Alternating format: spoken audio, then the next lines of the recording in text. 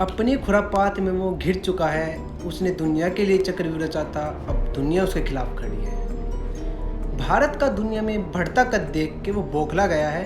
अब वो समझ गया है कि ये वो भारत है जो कूटनीतिक और रणनीतिक तरीके से मात देने को तैयार है। इतिहास गवाह है और 5000 साल का रिटन डॉक्यूमेंटेशन भी है कि हमारे भारत देश की संस्कृति ने कभी भी किसी भी मुल्क पे पहले हमला नहीं किया। और ये बात हर कोई जानता है कि जब जब चीन में ऐसी परिस्थिति आई है तब तब उसने ऐसी हरकत करके अपने वहाँ के लोगों का ध्यान भटकाने की कोशिश की है। और ऐसा ही उसने अब कोरोना से ध्यान हटाने के लिए ये कदम उठाया है। अब बात करते हैं चीन को इसका जवाब देने की।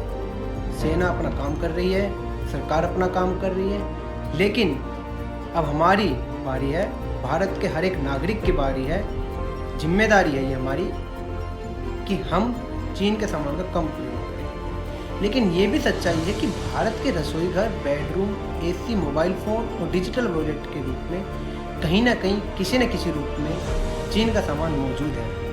चीन ने भारत में 6 अरब डॉलर से भी ज़्यादा का निवेश कर रखा है। वहीं पाकिस्तान में उसका निवेश 30 अरब डॉलर से भी ज़्यादा है।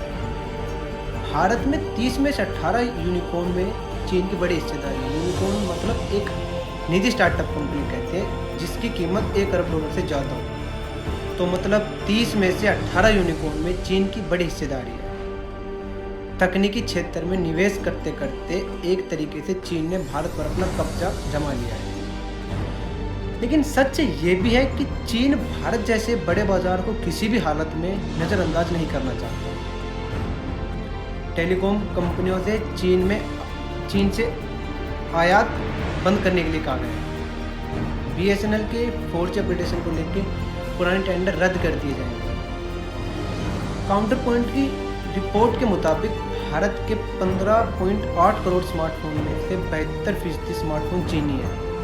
साल 2019 में Xiaomi ने भारत में 4.36 करोड़ स्मार्टफोन की बिक्री की, जो एक साल में किसी भी फ़ोन की सबसे ज़्यादा बिक्री करी थी। इसकी बाज़ार में हिस्सेदारी 28.6% है। कोरोना के बाद एप्पल चीन से अपने प्लांट को भारत में स्थापित करने की सोच रहा है।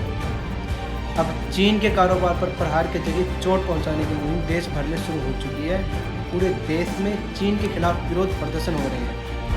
हमारे प्रधानमंत्री जी ने आत्मनिर्भर भारत को लेकर साफ संदेश दे चुके हैं और लोकल के लिए वोकल नारे के तहत अमेजन और फ्लिपकार्ट ने भारत में बनी चीज़ों को बढ़ावा देना शुरू कर दिया है। कुछ लोगों की ना ये मानसिकता है कि हमारे देश में जो चीज़ें हैं वो बाहर की जो कंपनियां उनसे कम अच्छी है। तो उसी को लेके आपको कुछ कंपनियों के नाम बता दो, आप सब उनको जानते भी हैं, आप उन सब की जो उनकी सभी कंपनियों के प्रोडक्ट यूज भी करते हैं, जैसे कि रॉयल एनफील्ड हो गई, एलन सोली हो गई, पीटर इंग्लैंड हो गया, मोंटे कार्लो हो गई, CCD और ओल्ड मोंग, ओला, पेटीएम। आप सभी लोगों ने इन कंपनियों का नाम, तो क्या आप सभी खैर इनके प्रोडक्ट यूज ही करते हो, लेकिन शायद बहुत सारे लोगों को ये नहीं पता कि हमारे देश की है। तो भारत ने चीन को दुनिया में अलग थलग करने की तैयारी शुरू कर दी है।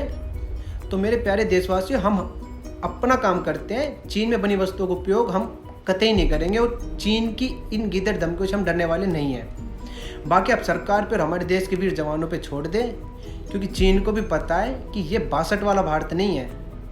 इन 58 सालों में भारत के तेवर और ताकत दोनों बदले हैं। जो ना झुकता है ना दबता है, उल्टा घर में घुस के मारता है। अब जैसी चीन की चाल वैसी भारत की रणनीति।